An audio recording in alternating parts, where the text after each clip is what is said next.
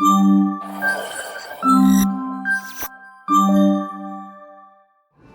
were traveling through different parts of Kenya, training kids in STEM knowledge and robotics. We meet their students, but only one interpreter is, serving them. I think it just showed me how this community has been left behind.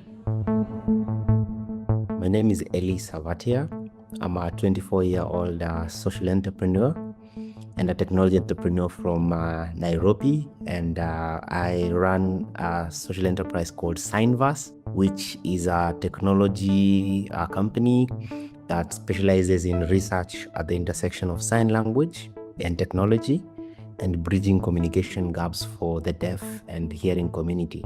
We've built a software called Tab 360 that interprets spoken voice and text to sign language, and it's powered by AI, motion capture, and automated 3D avatar systems.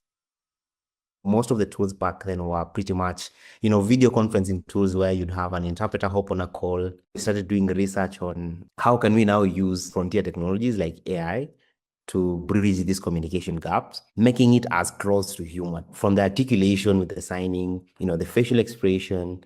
So we wrote a Python script that now did landmark detection that could detect, A, B, C, D. But then the challenge that came was that I think the only data sets that existed publicly were pretty much more American Sign Languages, British Sign Languages.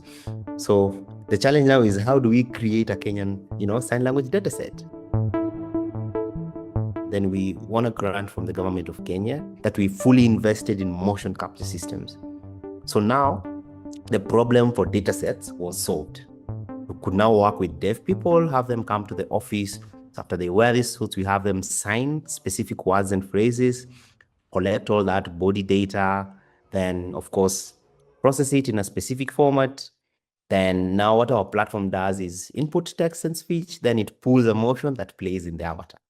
So the challenge for motion capture now was it was an expensive journey to undertake. Just recently, we've been named among the 20 organizations that have been selected in the 30 million Google Org Accelerator.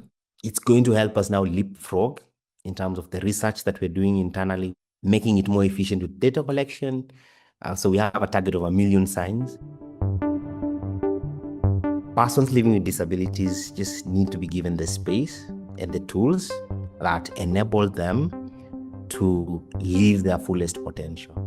So for a young deaf person or a deaf person, what that means is, do they have the tools that enable them to interact with the world independently? It's really rewarding to even see some success stories. One mantra that persons living with disabilities share is that there is nothing for us without us.